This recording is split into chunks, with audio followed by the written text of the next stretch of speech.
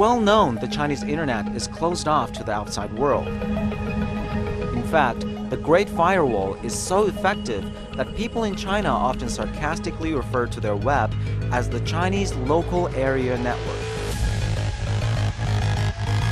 Because of this, many rely on virtual private networks, or VPNs, to jump over the wall and access apps and websites blocked by the Chinese government. When you use a VPN, you're using an envelope, and on that envelope, the address is coded. So whoever intercepts that message will not only not have access to the content of that message, but will also not be able to know where that message is intended to go. That's the purpose of a VPN. Benjamin Ismail is a member of GreatFire.org, an anonymous organization that monitors China's internet censorship. He says VPNs are getting increasingly harder to use in China. For many years, the authorities have tried to block or render inefficient the VPNs.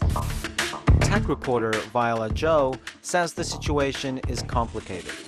The legal status of VPNs, the regulations and laws currently in effect, they are very, very vague. The laws, the way it is phrased, and the enforcement of the law, which is sometimes seems random and is not enforced in a similar way systematically, then that creates a big confusion. The punishment targeting individual users have been quite rare compared to the sheer number of people using VPNs.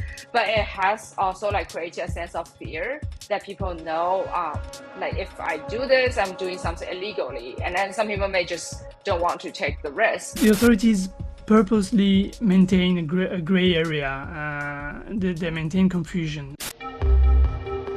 But the government's goal is not as simple as a complete shutdown. It also understands that access to the other side of the Great Firewall is necessary for many to do their work in the modern world.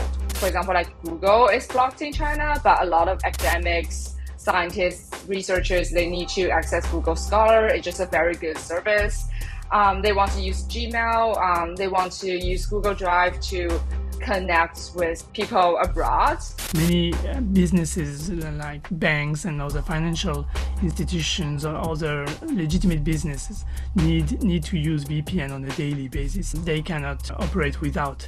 The authorities are aware of that, and their crackdown on VPNs was never aimed at those companies.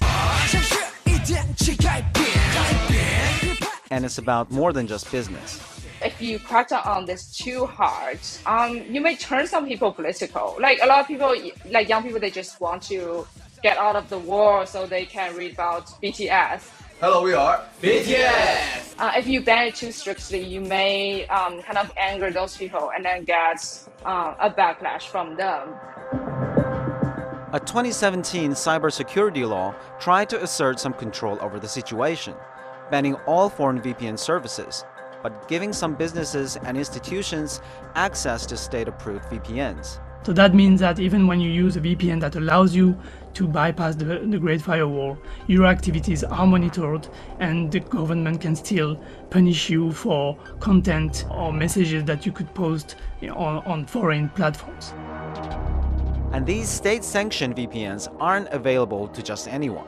I remember during the Winter Olympics, this American-Chinese athlete, Eileen Gu, said oh, what's the big deal, just get a VPN. But it's not that easy for a lot of people. There's a real tech inequality going on here. People from more privileged backgrounds, they can go to better universities, they can go abroad themselves, and then they also have the know-how getting VPNs. But people from lower socioeconomic backgrounds, it will be more difficult for them.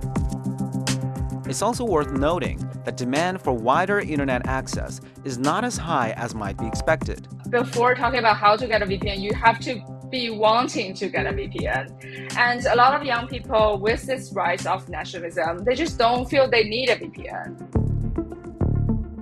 In a 2018 study, researchers recruited 1,800 university students and divided them into two groups. One was provided with tools to bypass internet censorship for free for 10 months. and the other was subject to the status quo censorship of China. They found that without explicit encouragement, students in the treatment group showed little interest in accessing the wider internet. That study revealed that after some time, and it's especially true for the younger generation, you can open the door of the cage and the bird will not even try to fly and to escape. That is one of the long-term effects of censorship in China.